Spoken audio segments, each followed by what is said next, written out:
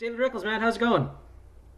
Hello, it's going good. Hey, thanks very much for taking the time today. Lots to talk about. I'm really looking forward to this fight, so I really appreciate you taking the time out. Yeah, man, thanks. Me too. Now, first off, I want to congratulate you because this is a big milestone, not just for Bellator, but for you as well. I mean, you've been a Bellator guy all the way back to 2011, Bellator 40. So, what's it like to be part of a landmark like this? It's huge, man, because I feel like not only have I been around for a long time, but I've been winning, I've been kicking ass, I've been fighting, taking fights. I've never turned down a fight for Bellator, man. So, like, it just feels like a respect thing. Like, I feel like they're showing me the love I deserve. I don't think it would be Bellator 200 without you, to be honest, because you are part of that family. And when you think of Bellator fighters, you think of Chandler and you think of Rickles. There's a couple other guys, the Pit Bulls, but yeah, you're right up there as far as recognition with the company. Yeah, for sure, man. Like, the only other guys I can think of are Michael Chandler and Pitbull. So absolutely. Now, one other thing that is a big part of the caveman persona. I'm going to get this one out of the way early because I figure you're asked about it constantly. You've got the walkouts. I think you've got the best walkouts in the sport. You did the mannequin challenge. You've done the caveman theme. Is there anything special planned for London? Oh shit, man! I'm always having fun. I'm gonna do a little something, something. But it's really just having fun on my way out there. Like, I love to entertain and have a good time, and that's the whole experience. That's not just in there when I'm fighting. Now, speaking of having fun, I watched that Temple of Doom video you had up on your Twitter of the Kali Ma and pulling out MVP's heart. I couldn't help but notice Dillon Danis is in that video as well. Now he's 1-0. He needs some more tune-up fights, but at some point down the road, is that a fight that interests you? Was there a specific reason he's in there? About 22 tuna fights before he gets to some real OGs. But yeah, I'd love to fight that dude. Man, I don't know. For real, like, they need to, like, give him the right fights for a little bit. But hey, once he makes a little bit of a name for himself, let's go. I've already beat up one world champion in jiu-jitsu. Why not make it two? All right. Now, another thing that I noticed getting to London. This is your first fight, at least as a pro, outside of the U.S. What are you expecting from the experience? Does a time difference or travel concern you at all? Nah, I mean, dude, I don't know. This is honestly, for me, I was thinking about this earlier. Like, man, when I was a little kid, thinking about fighting and being a fighter and this and that, I wanted to be like a Rocky. I feel like I'm taking on Drago, man, in Russia right now. So, it's just exciting. It's fun, man. Like, this is why I'm in this game. It's for the excitement and the enjoyment, fulfillment of doing things that are hard. So, is like you mentioned, like thinking of this when you were a kid, is more international fights something you'd like to do then? Yeah, for sure, man. Like, that was always the picture for me, is like travel. Like, we used to brand ourselves the road warriors, man. Like, I used to travel everywhere because Kansas didn't have like this huge fight circuit, so we traveled everywhere to get fights. We went all over the place, and even when I was fighting early for Bellator, I flew everywhere for my fights because we didn't have no home fights. So, it's good to be back on the road per se, except we flying out. All right, fantastic. Now, I hope you enjoy the experience. I've never been to London myself, but I've heard good things. But now we're coming into this fight.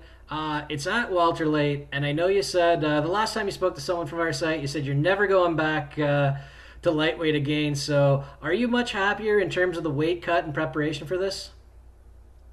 Yeah, absolutely, man. Like, it's just always been the strangest idea to me.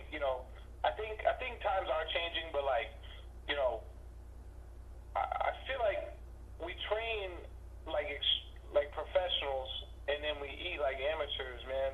And we don't fulfill our bodies. We don't give them all the nutrients and everything they need to go into these fights. A lot of times when we're cutting extreme weight, and I just, whatever it was about 55, just was not working for my body, man. So, I fought the first part of my career 70, and it's just kind of a return back to that healthy weight maybe a like 65 or somewhere in there would be like perfect for me, or 62 really, what I thought about. But man, it's you know, the match has already been set. They got the weight classes at 55 and 70. I guess I'm fighting 70. So no more food safe then. No more what? No more food safe. I think you were talking about something about you had a safe for your food at some point. It might have been a joke, but Oh, yeah. Sorry, I just didn't understand you said safe. Yeah, I had a safe, man. I locked up all my foods and all that. I don't have to do that no more, man. It is glorious. Like, I could go to bed fulfilled and happy and not have to worry about waking up all night, eating peanut butter, creeping through the house, trying to pretend I'm not eating food. So, yeah, it's a good deal. all right, no more getting your hand cut in the cookie jar, so to speak. Awesome. So let's talk about MVP a little. The guy's got a ton of hype behind him. Did that add to the allure of this fight, a chance to derail the hype train? Dude, yeah, it definitely is, man, because I've been watching him for a while, man. And I was watching him a little bit when there wasn't like a ton of hype on him, you know?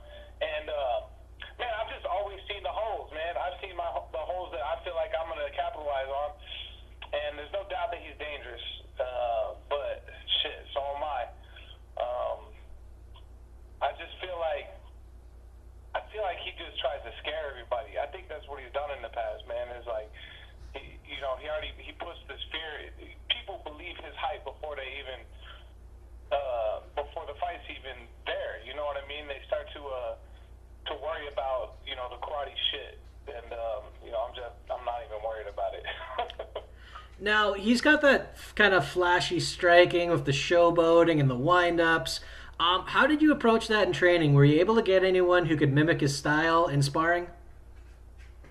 Man, no, not really, but like, I don't know, dude. I just don't. I don't think that shit. Like, unless you buy into that stuff, like, just fight the person in front of you. You know what I mean? Like, just fight them. Like, don't watch the show. Okay, that's what a lot of these guys have done in the past, man. Is they're watching the show. They're watching it unfold. He's presenting this show with the dance moves and this and that, and that's what they're watching. They're not worried about them fighting. Now, that having been said, I mean, I saw an interview, I think you did with James Lynch, where he said, yeah, I'm willing to stand and trade with him.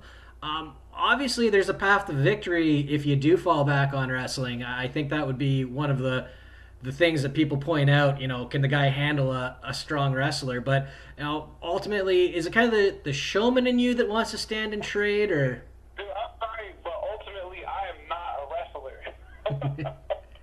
Like, I don't want to try to start doing some shit that I've never done before. Like, I'd love to see, like, how many times I've shot any kind of wrestling, like a single or a double or anything in my Bellator career, because it really is minimal, and I would say zero, actually, is my guess.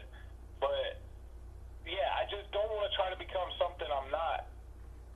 Just because I gotta fight this way because I'm fighting Michael Page?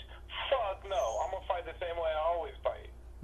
All right, fair enough, man. So the end result of that, man, and correct me if I'm wrong, it sounds like this is going to be a war. No, I really expect, man, like, I've got my ideas of how it's gonna play out, but I think, it's either gonna be hot right off the press, or I'm gonna slowly push that pace of pressure. So it's just, I don't know. It could go a lot of ways, I think. But it's gonna be a battle, no doubt. Now, are you a subscriber to Ring Rust at all? Because he's been out for a while, aside from that boxing match.